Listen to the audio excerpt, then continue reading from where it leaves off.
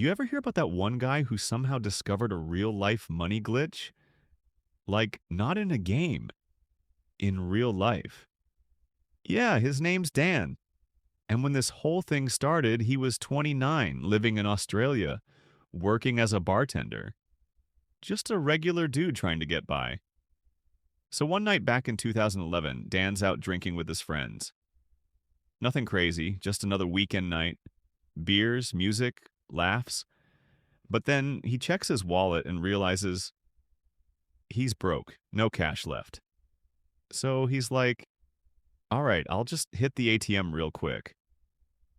He walks out of the bar, finds the nearest cash machine, and tries to transfer a couple $100 from his credit card to his savings, like we all do when payday's still far away.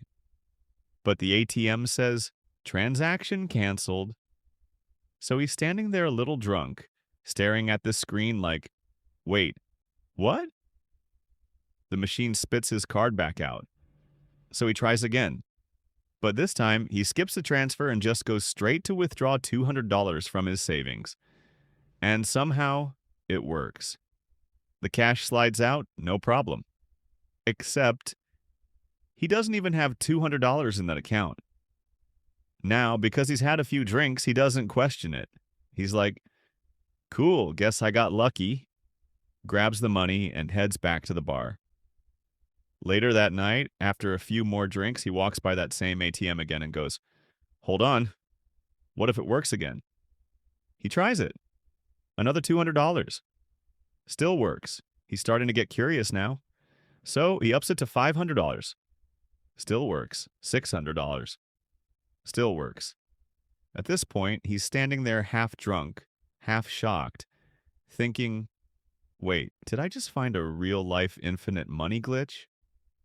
So he keeps going, night after night. Between 1 a.m. and 3 a.m., he goes back to that ATM and keeps pulling cash. And every single night, it works. He's literally creating money out of thin air. Within a couple weeks, he's taken out over 20 grand, little by little. Every night, the same time. And the weirdest part? The glitch only works during those 2 hours when the bank systems are offline for maintenance. Dan keeps waiting for something to happen, like maybe the cops will show up or the bank will freeze his account. But nothing happens. Days pass, weeks pass, still nothing.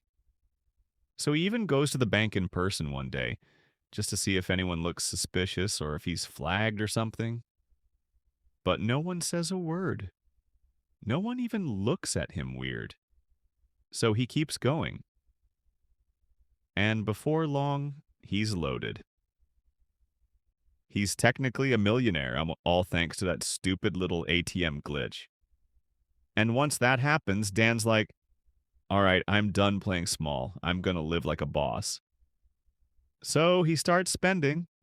Nice restaurants, luxury hotels, trips to Paris. He's buying designer clothes. One weekend, he even rents a private jet for like 90 grand just to take his friends to some tropical island. Bro's literally living a movie. He's gambling, tipping waiters hundreds of dollars, paying for strangers' hotel stays. Like, he's living like a millionaire Robin Hood. And honestly, he's having the time of his life. Everyone's asking him where the money's coming from. He's like, oh, I do real estate or investment banking. And because he's always dressed nice and spending big, people just believe him. But deep down, Dan's not built for this kind of crime life. He's always been a good guy, never been in trouble. So now, even though he's rich, he can't sleep. Every time he hears a car outside, he thinks it's the cops. Every time his phone rings, he expects it's the bank calling like, we know what you did, Dan. He starts having nightmares, like full-on panic dreams about SWAT teams breaking his door down. So yeah, he's living like a millionaire, but mentally, he's breaking down. And at some point, he's just done. He realizes he can't keep doing this forever. He's either going to get caught or lose his mind. So after about 4 months of this wild ride, he just stops. In total, he's taken out about 1.6 million Australian dollars, roughly a million USD. Now here's where it gets weird. Instead of disappearing with the money, Dan actually calls the bank. Yup, he straight up calls them and confesses. He's like, hey, so I found a glitch in your ATMs. I took the money. All of it. Sorry. And the bank, they're just confused. They tell him, okay, we'll report it to the police. They'll be in touch soon. So Dan waits and waits. Days turn into weeks. Weeks turn into years. 3 years later, nothing. No police visit, no charges, no follow-up. Turns out the bank never even reported him. By now, Dan's guilt and anxiety are eating him alive. He starts seeing a therapist trying to get his life back together. And the therapist suggests, maybe you should go public, tell your story. So Dan starts doing interviews, TV appearances, telling the world about how he found a real-life money glitch. And get this, even after going public, the police still don't contact him. Eventually, a TV producer from one of those interviews calls the cops and basically turns Dan in. And that's when they finally arrest him. Now, when his case goes to trial, nobody, not even the bank, understands how that glitch worked. Like the system failure was so bizarre that the prosecutors, the judge, even the bank's own experts couldn't explain it.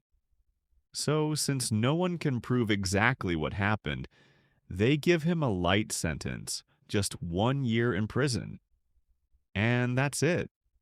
He spent 1 year behind bars for stealing over $1 million, using a broken ATM. It's crazy when you think about it.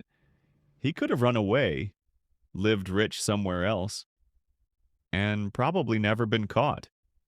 But instead, he felt guilty enough to confess and basically turn himself in. So yeah, that's the story of Dan, the guy who found a real-life money glitch and somehow glitched his way into $1 million life, and only a year behind bars.